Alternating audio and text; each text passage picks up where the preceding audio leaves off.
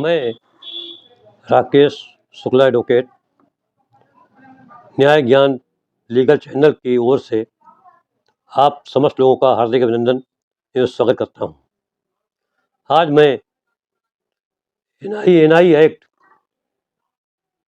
की धारा 138 के संबंध में आपके समक्ष वार्ता करने के लिए हाजिर हुआ हूं। 138 एनआई एक्ट में अगर कोई चेक जो इनवैलिड डेब्ट एंड लायबिलिटी के डिस्चार्ज करने के लिए दी जाती है तथा पेई के द्वारा उसको अपने बैंक खाते में जमा किया जाता है और वो ड्रावर जिसके द्वारा चेक दी गई है कि बैंक खाते में पर्याप्त धनराशि न होने के कारण चेक का भुगतान पेई की बैंक को नहीं प्राप्त होता है तो वो एक अपराध बनता है। उस अपराध के लिए अभियुक्त को 2 वर्ष की सजा या चेक में वर्णित धनराशि व उतनी ही धनराशि का जुर्माना न्यायालय के द्वारा पारित किया जा सकता है। इसमें मुख्य रूप से यह समझना है जो चेक दी गई हो वो इन्फोर्सेबल डेब्ट एंड लायबिलिटी के डिस्चार्ज के लिए होनी चाहिए। चेक को पेई को चेक की दिनांक से 3 माह के अंदर अथवा जो चेक में वैलिडिटी है उसके अंतर्गत बैंक में अपने बैंक में जमा करना चाहिए। अगर ड्रावर के बैंक के द्वारा पेई के द्वारा जमा की गई चेक का भुगतान इन कारणों से कि खाते में पर्याप्त धनराशि नहीं है, खाता बंद है, स्टाफ पेमेंट है, हस्ताक्षर नहीं मिलते हैं, रिफर टू ड्रावर या अन्य किसी कारण से चेक का भुगतान ड्रावर की बैंक के द्वारा नहीं किया जाता है, तब जिसके पक्ष में चेक जारी की जाती है उसके द्वारा जिस दिन अपनी बैंक से चेक जिस तारीख को डिसऑनर हुई है प्राप्त होने के बाद 1 माह के अंदर चेक जारी करने वाले ड्रावर को डिमांड नोटिस भेजी जाती है। डिमांड नोटिस में हमने देखा यह है कि कहीं कहीं वकील काफ़ी लंबा डिटेल लिखते हैं। उसमें मुख्य बातें केवल ये लिखनी चाहिए कि आपके द्वारा इतने रुपए की चेक इस बैंक की इस तारीख को दी गई थी, जो मैंने अपने बैंक खाते में जमा किया, परंतु आपके खाते में पर्याप्त धनराशि न होने के कारण चेक का भुगतान नहीं हो सका। अतः आप इस चेक के प्राप्त होने के 15 दिन के अंदर मुझे चेक में वर्णित धनराशि का भुगतान कर दें, अन्यथा मैं आपके विरुद्ध सक्षम न्यायालय में अभियोग प्रस्तुत करूंगा। एक चीज और ध्यान देने की बात है, कभी कभी लोग चेक में जितने रुपए की चेक दी जाती है उससे अधिक धनराशि की मांग करते हैं और उस चेक की धनराशि पे ब्याज को भी उसमें जोड़ देते हैं और उसकी मांग करते हैं। अगर आपके द्वारा चेक में जो धनराशि दी है उससे अगर अधिक धनराशि की मांग करते हैं तो आपके द्वारा किया गया मुकदमा या आपके द्वारा की गई चेक इनवैलिड नोटिस जो है वो इनवैलिड हो जाएगा और आपका मुकदमा खारिज हो जाएगा। कावेरी प्लास्टिक का मुकदमा 2025 सुप्रीम कोर्ट के द्वारा इसी आधार पे खारिज कर दिया गया था। उसमें 1 करोड़ की चेक थी, परंतु नोटिस 2 करोड़ की भेजी गई थी। ये भी कहा गया बाद में कि गलती से 2 करोड़ लग गए हैं, मगर न्यायालय ने नहीं माना और चेक डिमांड नोटिस को इनवैलिड माना और इसी आधार पर मुकदमा खारिज कर दिया गया था। अगर आपके द्वारा दी गई चेक का भुगतान 15 दिन के अंदर चेक देने वाले को नहीं किया जाता है, तो आप उस 15 दिन की अवधि के बाद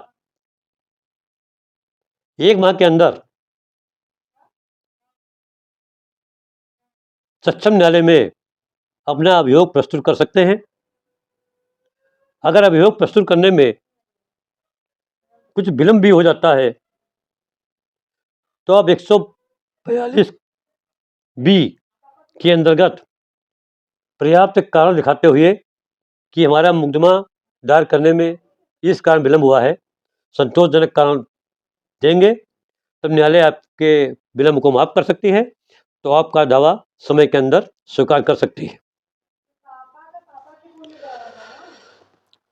कई स्टेट में कोर्ट फीस का भी प्रावधान है, पर अपने उत्तर प्रदेश में कोर्ट फीस का प्रावधान नहीं है। अब यह है कि मुकदमा कहाँ दायर किया जाएगा। तो मुकदमा जहां पर पेई का बैंक अकाउंट खाते में है, जिस बैंक में है, और पेई के द्वारा जिस बैंक में चेक जमा की जाती है, उस बैंक के क्षेत्राधिकार में जो न्यायालय होगी, वहां मुकदमा दायर किया जा सकता है, या जहां पर ड्रावर की बैंक है वहां पर मुकदमा दायर किया जा सकता है।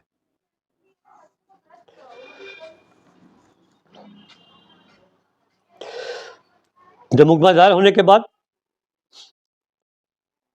न्यायालय अभियोगी का बयान दर्ज कर संज्ञान लेगी। यहाँ पर यह विदित है कि एनआई एक्ट में की 145 धारा में अभियोगी अपना साक्ष्य शपथ पत्र पे दे सकता है और शपथ पत्र देता है।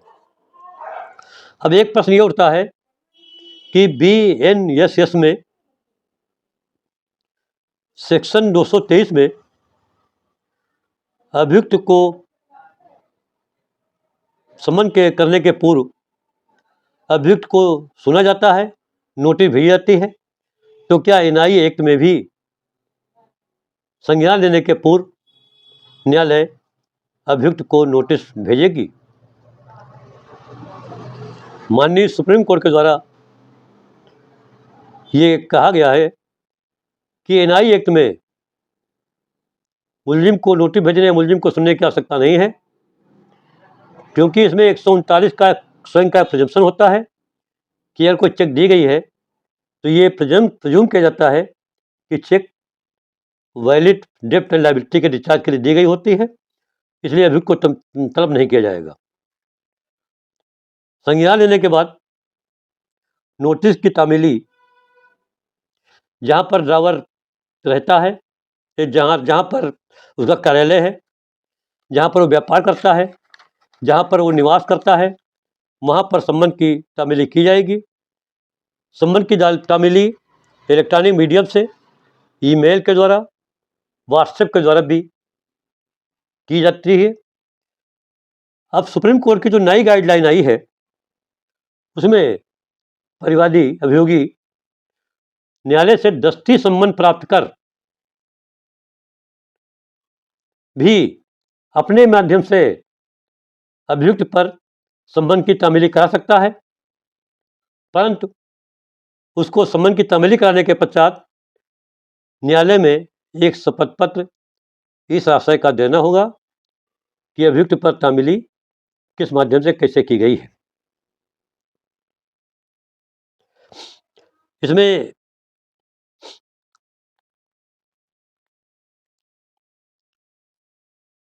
143 का भी प्रावधान है। तब आप अपना परिवार दाखिल करेंगे तो परिवार में आप इंटरिम मेंटेनेंस के लिए 20% तक भी धनराशि मांग सकते हैं, और ये 143 का 2018 से लागू हुआ। एक चीज़ और इम्पॉर्टेंट चीज़ है इसमें, जो माननीय सुप्रीम कोर्ट की नई गाइडलाइन आई है कि दावा दायर करने के पहले आपको इंडेक्स के पहले एक सिनॉप्सिस भी देनी होगी। सिनॉप्सिस में आपको पूरे मुकदमे का सारांश लिखना होगा कि चेक किस तारीख को दी गई, किस तारीख को जमा की गई, किस तारीख को डिसनर हुई, नोटिस की तामीली कब हुई, मुकदमा किस तारीख को दायर हुआ। वो इसलिए किया जाता है कि ये समरी प्रोसीडिंग्स है, जिससे न्यायालय जो है आपके मुकदमे को सारांश को समझकर इसका समरी प्रोसीडिंग की तरह डिस्पोजल करके शीघ्र का निष्ठान करें। अब इसमें कुछ चीज़ें ये भी आती हैं कि नोटिस की तामीली के बारे में अगर ताला बंद है, लेने से इनकार किया है, नोटिस वापस नहीं आई है, तो जनरल क्लास एक्ट सेक्शन 27 के आधार पर माना जाएगा कि नोटिस की तामीली अभियुक्त पर हो गई है। अब तो एक और सुविधा हो गई है कि स्टेटस आप लिखवा लीजिए। स्टेटस मुकदमे में स्टेटस दाखिल कर दीजिए, न्यायालय उस स्टेटस के आधार पर तामीली मान लेती है और अभियुक्त के खिलाफ सम्मन जारी कर देती है। अब ये भी देखना है, जैसे कहीं कहीं ज्वाइंट अकाउंट है, तो जिसने चेक जारी किया है वही अभियुक्त बनाया जाएगा। जैसे पति और पत्नी का है या किसी माता पिता का है, तो जिसके द्वारा चेक जारी की गई है अभियुक्त उसी को बनाया जाएगा। अगर पति और पत्नी है और पति ने कहा पत्नी से कि चेक जारी कर दो, उस स्थिति में पति और पत्नी दोनों को अभियुक्त बनाया जाएगा। और एक ही व्यवहार से अगर कई परिवाद हैं तो उनकी सुनवाई एक ही न्यायालय में की जाएगी। अब ये भी एक प्रश्न उठता है कि चेक को कितनी बार जमा किया जा सकता है। चेक को नियत अवधि में कई बार जमा किया जा सकता है, और आखिरी बार चेक डिसऑनर होने के बाद कार्ड ऑफ एक्शन एराइज होता है। एक प्रश्न ये भी उठता है, अगर ड्राइवर की मृत्यु हो गई हो तब क्या होगा।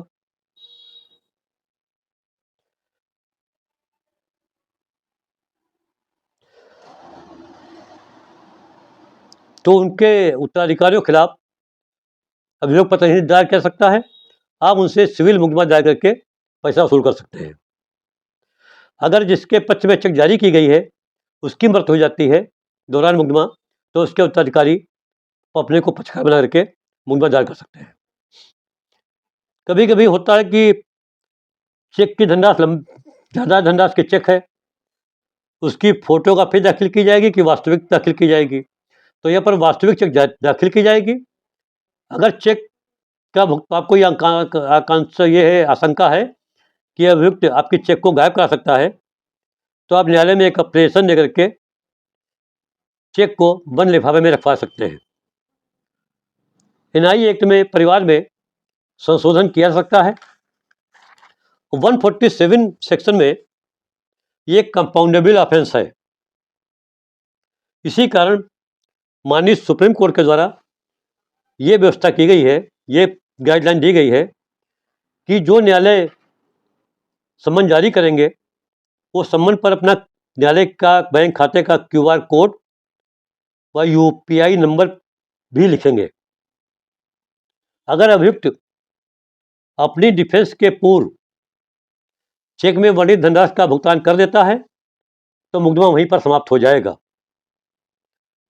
अगर उसको सजा हो जाती है, हाई कोर्ट में अपील करता है, वहां पर अगर वो 5% हर्जाना के साथ कास्ट के साथ चेक में वर्णित धनराशि का जमा कर देता है अपील में, तो मुकदमा खत्म हो जाएगा।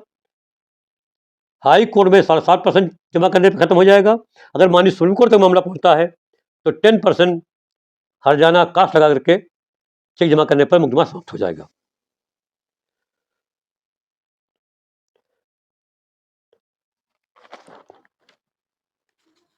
आज